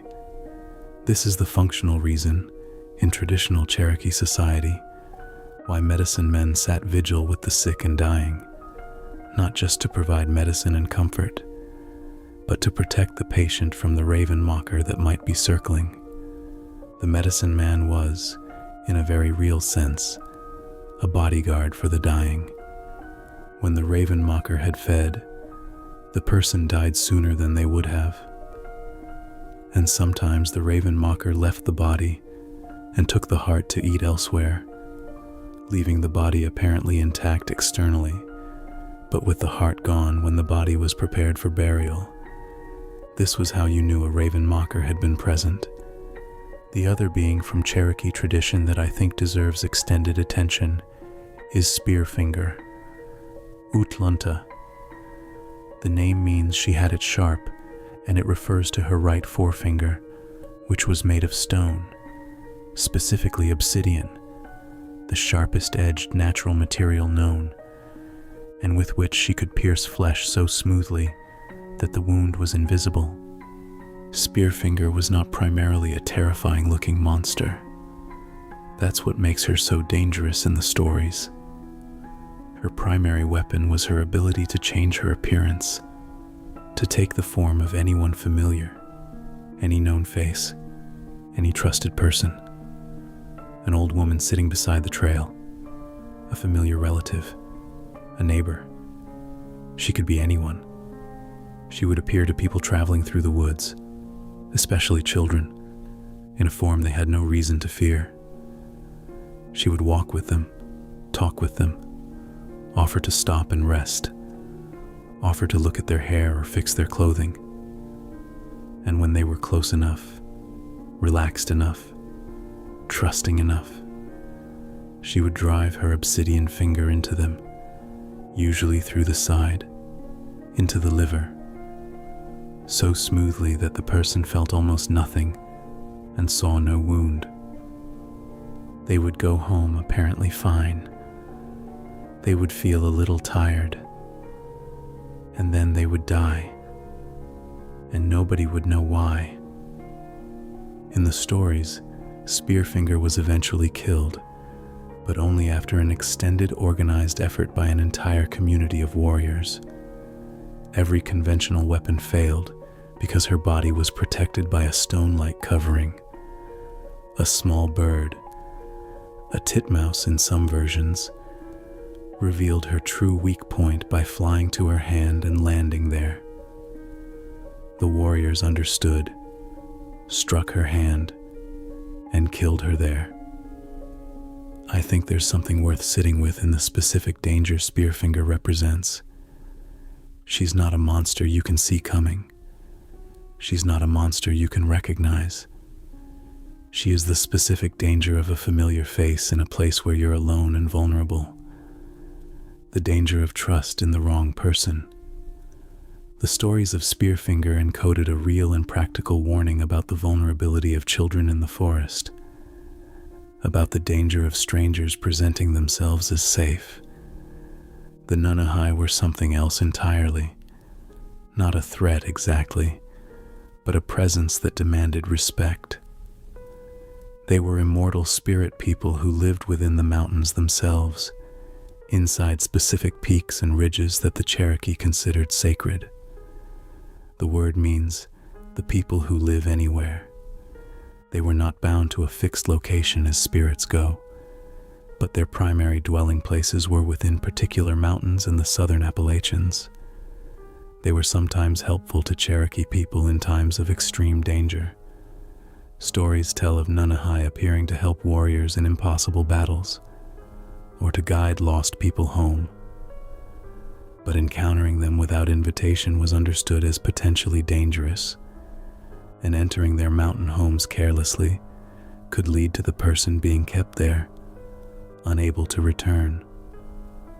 When the United States government forcibly removed the Cherokee from their homelands in 1838, the event we call the Trail of Tears, which killed thousands of people on the forced march west, the eastern band of Cherokee, the people who refused to leave and who hid in the mountains of North Carolina, believed that the Nunahai helped conceal them, that the mountains themselves, in some spiritual sense, protected the people who refused to be removed from them. There's also the Uktena, a great serpent of Cherokee legend, a monster that lived in rivers and in mountain passes. The Uktena was enormous, like a tree trunk in girth, with horns, with a blazing crystal in its forehead called the Ulunsuti, the luck talisman. Looking directly at the Ulunsuti would cause a person to become entranced and walk toward the serpent, which then killed and ate them. The only person who could approach an Uktena safely was a medicine man of very great power. The Uktena was said to inhabit specific mountain passes and river locations throughout the southern Appalachians, and those locations were known and avoided. I think the Cherokee tradition treats these mountains as genuinely alive, as inhabited by forces and intelligences that are indifferent or worse to human beings who don't know how to navigate the spiritual landscape they're walking through. And I find it striking that so many of the documented disappearances and strange events in the Appalachians happen in or near the areas that this tradition marks as particularly significant or dangerous. The Wampus Cat. The Wampus Cat is one of those pieces of Appalachian folklore that appears simple on the surface and turns out to be considerably more layered the more you look at it. The origin story from Cherokee tradition, and there are multiple variants, so bear with me, most commonly involves a woman who broke a sacred prohibition. In some versions, she disguised herself in the skin of a mountain lion to follow her husband on a sacred hunting ceremony or council meeting that women were forbidden to attend. In other versions, she spied on a ceremony where men received spiritual power from the animals. The specific transgression varies by region. What doesn't vary is the punishment. She was merged permanently with the animal skin she wore, becoming something half woman, half mountain lion, condemned to wander forever in between two worlds. The Wampus Cat is described in the tradition as making a sound like a woman screaming, a piercing, agonized cry that carries for long distances through mountain hollows at night. Hearing it is an omen, specifically an omen of death or coming evil. Some communities held that hearing the Wampus Cat 3 nights in a row meant someone in the family would die within the week. Now here's the part that adds a real-world layer to this. A woman screaming is actually an extremely accurate phonetic description of a mountain lion's call. Mountain lions, cougars, make a vocalization that is genuinely alarming to people who encounter it in the dark and don't know what it is. It's high-pitched, prolonged, and bears an unsettling resemblance to a human scream. And mountain lions were historically abundant throughout the Appalachians. They were a significant presence in the forests that the Cherokee lived in, and through which the early European settlers moved. Eastern mountain lions were hunted to regional extinction. By the early 20th century, they were gone from most of the Appalachian Range. The U.S. Fish and Wildlife Service officially declared the eastern mountain lion subspecies extinct in 2011. But here's the thing. Cougar sightings have continued to be reported in the Appalachian region for decades after their supposed extinction, and in increasing numbers. The FWS has confirmed that individual cougars from western populations occasionally disperse eastward. A cougar was confirmed in Connecticut in 2011, having apparently traveled over 1,500 miles from South Dakota. Biologists now believe that individual western cougars are moving back into parts of the eastern United States, including the Appalachians. So when people in rural Appalachian communities today report hearing something in the woods at night that sounds exactly like a screaming woman, they may be hearing exactly what the Cherokee described when they told stories of the Wampus Cat. The animal is real, the sound is real, and the fear it generates in anyone who doesn't know what they're hearing is very real. Several high school athletic teams in Kentucky and Tennessee are named the Wampus Cats. The creature has become a regional mascot of sorts. But behind the mascot is a genuine folk tradition rooted in real ecology and centuries of people in the Appalachian Mountains hearing something in the dark that they couldn't explain. The Melungeons. The Melungeons are one of the more genuinely mysterious and genuinely tragic aspects of Appalachian history. They are a group of people whose origins were unclear for centuries, who were persecuted because of that unclarity, and who retreated deeper into the mountains in response to that persecution, which made them more mysterious, which made them more persecuted, in a cycle that lasted for generations. The Melungeons lived primarily in the ridge and valley country along the Tennessee, Virginia, North Carolina border, concentrated particularly in the Newman's Ridge area of Hancock County, Tennessee, and in adjacent parts of Lee County, Virginia, and Scott County, Virginia. They had been there as far back as colonial records go.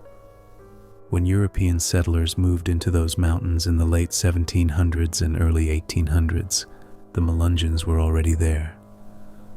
Their physical appearance set them apart. They typically had darker complexions than their European American neighbors, but not the same appearance as African Americans in the region. Dark hair, olive or brown skin, but frequently blue or gray or green eyes. They spoke English as their first language. They were Christians, predominantly. They claimed European ancestry. Specifically, many claimed to be Portuguese or to be descended from early Spanish explorers. They were, in other words, a group that didn't fit cleanly into any of the racial categories that American law of the 19th century was built around. And that was a catastrophic problem for them, legally.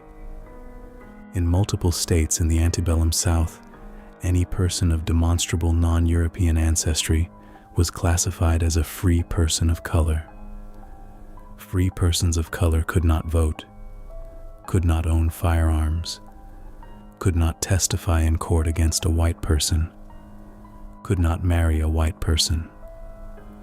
The Melungeons fought legal battles throughout the 19th century over their racial classification, with mixed results. Some communities were classified as white in one county and as free persons of color in the next county over. The social stigma was severe and lasted well into the 20th century.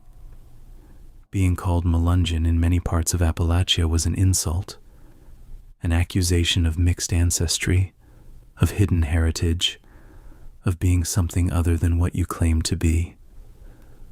Families who had Melungeon ancestry often went out of their way to conceal it. The word was whispered.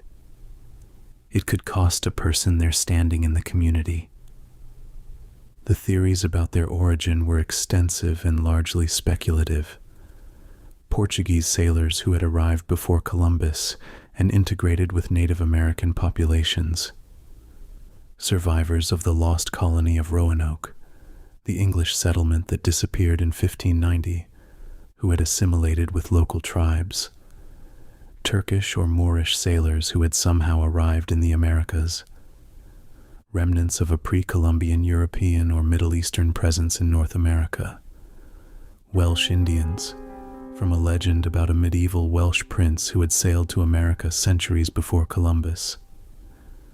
None of these theories had solid evidence, and all of them were eventually tested against the emerging science of genetic analysis.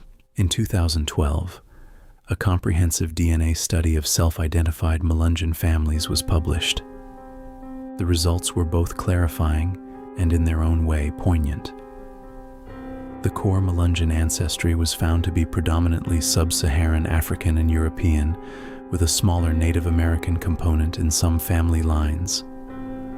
The most supported explanation, based on the genetic data and historical records, was that the Melungeon communities had originally formed in the colonial period, likely the late 1600s or early 1700s, from partnerships between free black men, many of whom had been indentured servants who had completed their terms of service, and white women, often from servant or laboring backgrounds. In the earliest colonial period, the boundaries between races were somewhat more porous than they would later become.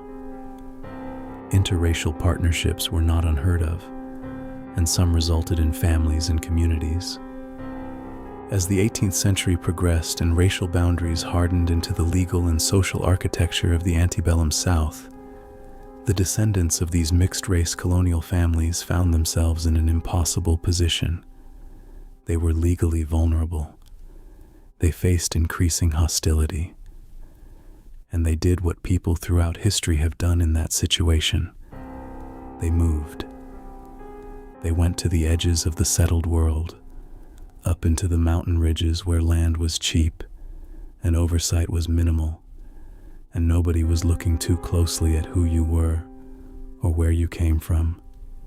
And there, in the hollows of Hancock County and Lee County and Scott County, they became the Melungeons, people who had appeared from nowhere, who spoke English but didn't fit any recognized category, who had blue eyes and dark skin and claimed to be Portuguese. The mystery was the product of survival. The strange origins were the necessary fiction of people who needed to be something that couldn't be easily persecuted. The genetic answer doesn't make the history less sad. It makes it more so. These were people who lived for generations under the weight of a mystery that was really a secret. And that secret was one they kept because telling the truth would have been dangerous. Booger Hole. I want to take a brief detour to a specific place in West Virginia because its name and its history are both extraordinary. This is Booger Hole. Booger Hole is a real place. It's a community, or what was a community, in Clay County, West Virginia. The word booger in the Appalachian dialect is a term for a supernatural being, a scary creature, a ghost or monster. It's the same root as boogeyman, and the community was called Booger Hole because of what happened there in the early 20th century. Between roughly 1900 and 1920, Booger Hole had a murder rate that was genuinely extraordinary, even for an era and a place where violence was not uncommon. Men were found dead in the woods under circumstances that were never clearly resolved. Women disappeared. Livestock was killed in ways that struck the community as purposeful rather than the work of predators. Suspected murderers were themselves killed before they could be brought to trial, which produced a cycle of revenge and counter-revenge. At least one account describes a community in which virtually every adult family had lost at least one member to violence within a period of about 15 years. Some of the locals attributed the violence to something supernatural, a haunting or a curse on the community. Others, looking at the same events, saw a community where economic desperation, isolation, the near total absence of effective law enforcement, and interpersonal grudges had combined into something that just kept perpetuating itself. Every killing produced grievances. Every grievance produced another killing. The community effectively collapsed in the 1920s. People left. The community of Booger Hole ceased to exist as a functioning social unit. The name remained on maps, and it remains today. If you go looking for Booger Hole in Clay County, West Virginia, you'll find the name. You'll find some foundations, and you'll find a local history that most people who live nearby know, and that most people outside of Clay County have never heard of. The Opioid Crisis. I want to talk about something that is not a ghost story, and not a legend, and not a mystery. Because I think the most horrifying thing that has happened in Appalachia in the last 30 years is completely documented, completely understood, and happened entirely in plain sight. This is the opioid crisis. Appalachia was the ground zero of the American opioid epidemic, not metaphorically, literally. The highest overdose death rates in the country, for years running, were in rural Appalachian counties: McDowell County, West Virginia; Pike County, Kentucky; Lee County, Virginia; Scioto County, Ohio. And the reason this happened in these specific places is not accidental. The region had several characteristics that made it a target. First, the population did physically brutal work: coal mining, logging, construction, with high rates of on-the-job injury and chronic pain from years of hard labor. Second, access to other medical care was limited. Many communities had one doctor for a very large geographic area, and the social norms around healthcare in isolated Appalachian communities often meant people pushed through pain rather than sought help. Third, and most important for what came next, the communities were economically desperate. The coal industry had been declining since the 1950s. By the 1990s, many of these communities had lost their primary industry, had high unemployment, had lost population as young people left for cities, and had limited social services. They were communities in crisis before the first OxyContin pill arrived. In 1996, Purdue Pharma, the pharmaceutical company owned and controlled by the Sackler family, launched OxyContin. OxyContin was a formulation of oxycodone, an opioid painkiller, in an extended-release capsule. The drug was effective for pain management. It was also highly addictive in ways that Purdue Pharma's marketing actively obscured. Purdue's sales representatives were trained to tell doctors and patients that OxyContin's extended-release formula made it significantly less addictive than immediate-release opioids, because the drug was released slowly, rather than all at once, reducing the euphoric peak that drives addiction. This claim was, to put it charitably, not supported by clinical evidence. To put it less charitably, it was a lie that Purdue's own scientists and executives knew was a lie. Purdue ran a sophisticated marketing operation that specifically identified rural and Appalachian communities as high-opportunity markets.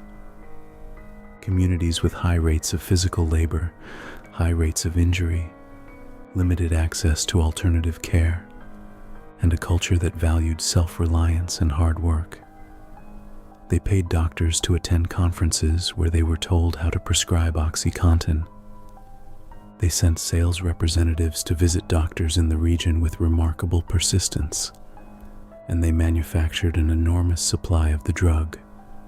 Between 2006 and 2014, according to data that was later obtained through litigation and published by the Washington Post, drug distributors shipped approximately 780 million oxycodone and hydrocodone pills to West Virginia alone. West Virginia's population is approximately 1.8 million people. That is 433 pills for every single resident of the state, man, woman, child, infant. It is physically impossible that this quantity of pills was legitimately prescribed for legitimate medical need. Distributors knew it. Purdue knew it. The DEA, which had been raising alarms internally for years, eventually took action, but not before hundreds of millions of pills had already moved through the supply chain. What happened next followed a predictable pattern. People became addicted. Their prescriptions ran out or were cut off as regulators began cracking down on the obvious pill mills. Clinics in strip malls, sometimes in states with looser oversight like Florida, that prescribed enormous quantities of opioids to people who drove hours to get them. When pills became unavailable or too expensive on the illegal market, people turned to heroin, which had become cheap and widely available in Appalachian communities because drug traffickers had specifically moved into the market that Purdue Pharma had created for them. And then fentanyl arrived in the illegal supply, a synthetic opioid 50 times more potent than heroin. And the overdose deaths, which had already been catastrophic, became exponentially worse. McDowell County, West Virginia, which had been a coal mining community and had already been economically devastated for decades by the decline of the coal industry, had the highest overdose death rate in the United States for years. In some years, more than 100 people per 100,000 residents died of drug overdoses in McDowell County. To give you context, the United States military casualty rate in the Iraq War peaked at about 17 per 100,000 deployed per year. McDowell County's overdose death rate was 6 times the peak combat death rate of the Iraq War.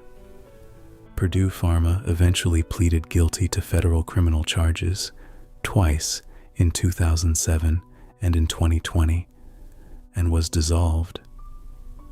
The Sackler family paid approximately $6 billion in settlements while simultaneously taking steps before the settlements were finalized to move personal assets into trusts and foreign accounts in ways that preserved their personal wealth.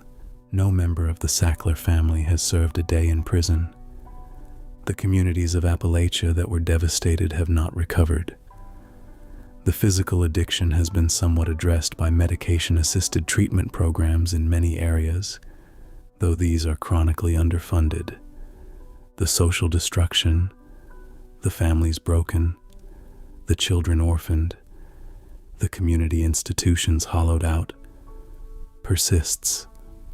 I think about the Hawk's Nest Tunnel when I read about the opioid crisis, about how the same mountains, the same people, the same communities were the site of both events, about how in 1930, Union Carbide let hundreds of black workers die in a silica tunnel because installing ventilation would have reduced their profit margin, and how in 1996, Purdue Pharma systematically targeted the same mountains with a drug whose addictive properties they knew and concealed. Different era, different mechanism, same logic. The mountains and the people who live in them are a resource to be extracted from, and the human cost is someone else's problem. Mountaintop Removal.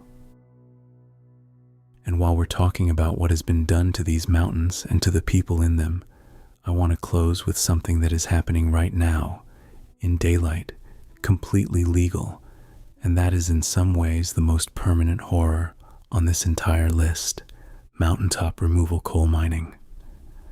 The name is straightforward. Instead of tunneling underground to reach coal seams, you remove the mountain above them. You drill into the rock and set explosive charges powerful enough that the detonations can be heard and felt for miles in every direction, and you blast off the top of the mountain. The rock and soil above the coal seam, which the industry calls the overburden, is then picked up by enormous machines, shovels and drag lines the size of 10-story buildings, and moved. It goes into the valleys on either side, into the hollows, into the streams. This is not a small operation. The machinery used in mountaintop removal is some of the largest land-moving equipment ever built. A single dragline, a type of excavating machine used in mountaintop removal, can weigh over 8 million pounds. One machine. The explosives used in a single mountaintop removal operation are measured in millions of pounds per year. In some parts of the southern West Virginia coalfields, the explosions are so regular and so powerful that residents living in the valleys have reported cracks appearing in their home foundations, items falling off shelves, being unable to sleep. They have been told this is acceptable. As of the most recent comprehensive surveys, mountaintop removal has altered or effectively destroyed over 500 individual mountains in the Appalachian coalfields. Let me say that again. 500 mountains. The Appalachian Mountains are 480 million years old. They are some of the oldest standing geological features on the surface of the earth. In approximately 50 years of mountaintop removal mining, humans have removed from them more rock and earth than any natural process, any erosion, any glaciation, any weathering could have removed in millions of years. The material that comes off those mountains goes into the valleys, burying what the industry calls headwater streams, the small tributary streams at the tops of mountain hollows that are the origin points of larger river systems. Over 2,000 miles of Appalachian headwater streams have been buried under mining overburden. Buried permanently.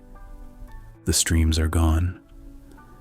And those streams were not just aesthetic features. They were the beginning of watersheds.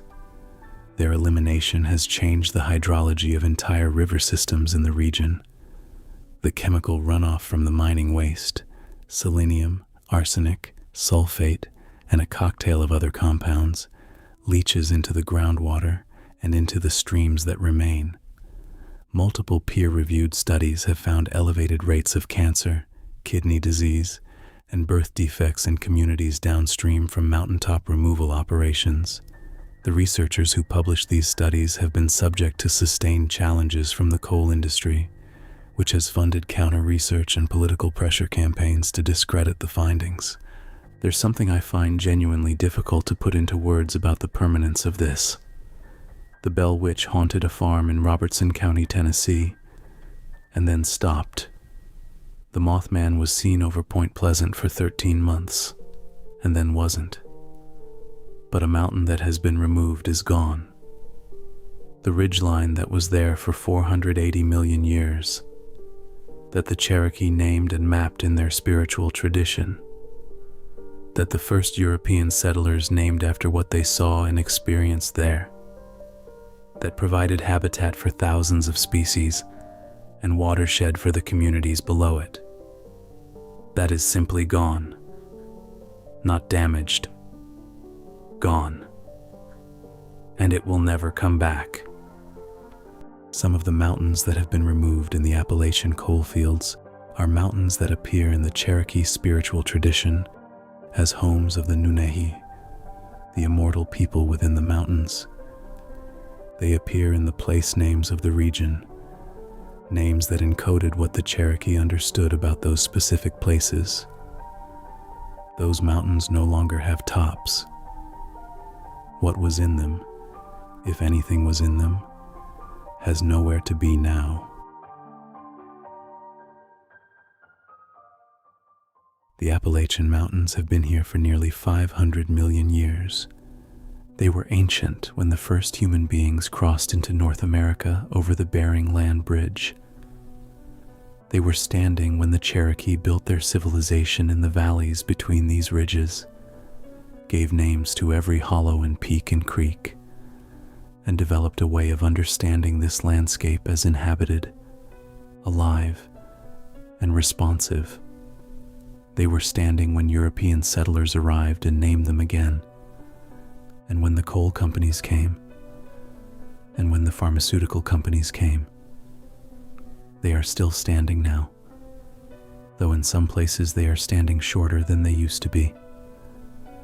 And when I think about everything this video has covered, the hundreds of men buried without markers in a field in Fayette County, the wall of black water that swallowed 16 communities in Logan County in 20 minutes, 20,000 armed men marching through these ridges fighting for the right to exist, a 6-year-old boy who walked into the trees and was never found, a ghost who turned her own head around to show her mother what had been done to her. I think there's something about the Appalachians that resists easy resolution. These are old mountains, deeply old, and they've accumulated a great deal. A weight that you can feel in these places if you spend time in them and pay attention.